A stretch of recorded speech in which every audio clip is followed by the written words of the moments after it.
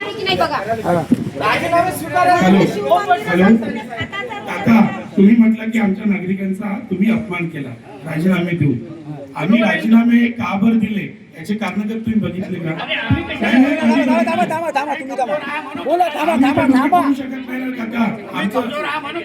आमचं शिक्षण आहे ना तिथपर्यंत की आम्ही दोघे बोलू शकत नाही एकमेकांचे. तुमचे शिक्षण आम्ही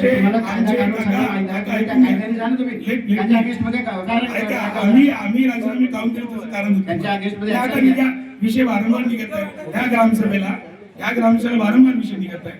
म्हणून तुम्हाला मी सर्वांना सांगतो, आम्ही सभागृहात येतो, मासिक सभेला बसतो. कोणाला जायचं असलं 2 मिनिटात मीटिंग संपते, नाही तर 6 घंटे लागते. या विषय ऐकून घ्या. पहिले माझं कंप्लीट, आता तुम्ही बोला. आम्ही कोणते कामं सांगितली. मी निवडून आलो त्या दिवशी आम्ही हरिभाऊ दळेच्या घरापाशी पहिलं काम केलं. सर्व वाड्यापैकी वार्ड नंबर 4 मधलं पहिलं काम पूर्ण वाड्यापैकी. अजूनही ते कंप्लीट नाही केलं हे लोकांना माहित आहे. हरिभाऊ सोबत होते, माझ्या सुधीर भाऊ होते, संतोष भाऊ आमचे मेंबर होते. आमचे फक्त कामं डायरीवर लिहिल्या जाते, केल्या जात नाही. ऐकून घ्या. नंतर त्यासाठी आम्ही 2 मिनिटं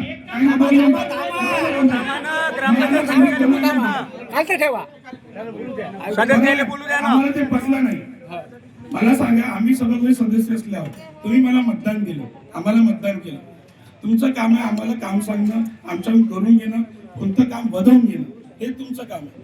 तुम्ही ते बिलकुल करू शकता, तो तुमचा हक्क आहे. पण आम्ही इथं सभागृहात काम सांगितल्यावर फक्त डायरीवर लिहिण्यात येते आणि म्हटल्या जाते की त्याला घरी पाठव. जो कोणी कार्यकर्ता असेल तुमचा, जो नागरिक असेल गावातला, तो त्याला म्हणतो की तू घरी जा, तेव्हा काम होईल. मग काय होते, जेव्हा इलेक्शन 4 वर्ष संपते, 5 वर्ष, अरे पंकज मुळे तो काम ते दुकानातच बसतो, तो काही करतच नाही. नाही तर आतापर्यंत तुझं काम बोलायला झालं असतं. अरे मतदानाची भीती काय आहे, हे कारण आहे काका.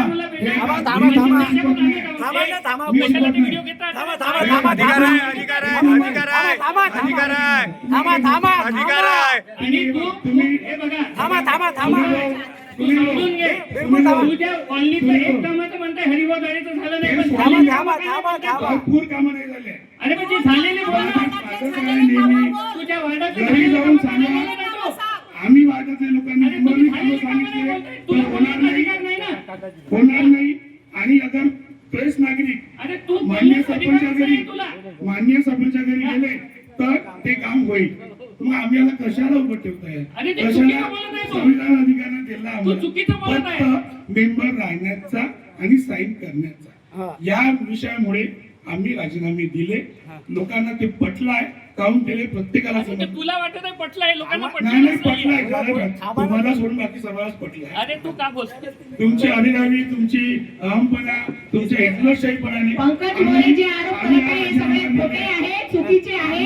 25 वर्षापासून सभागृह चालवत आहे आणि तर लोकांनी इतके वर्ष निवडून दिलंच नसतं तर जनतेचे कामं केले नसते. मला नको सांगू जनतेचे आणि पंकज मोरे हा आमच्याच पॅनल म्हणून निवडून आलेला आहे आणि याच्या आधी उभा राहिला तर तो पडला आहे. पूर्ण जनतेला माहित आहे. विरोधी पार्टीकडून पंकज मोरे पडला आहे, पूर्ण जनतेला माहित आहे. आमच्याकडे फक्त निवडून यासाठी उभा राहिला आणि विरोध करायचा हा याचा निश्चय होता प्लॅनिंग करायचा विषय होता त्याचा. आणि प्लॅनिंग करायचा त्याचा विषय होता. तुम्ही गावकरी लोक समजून घ्या, हे तुम्हाला लोकांच्या कामासाठी राजीनामे मिळालेले नाही आहे, हे वैयक्तिक द्वेषासाठी झालेले राजीनामे तुम्ही समजून घ्या. एक विषय येणार होता, तो आला बरं झाला. पण तुम्हाला सर्व नागरिकांना माहित आहे आपल्या कॉलनीमध्ये कामं झाले किंवा नाही.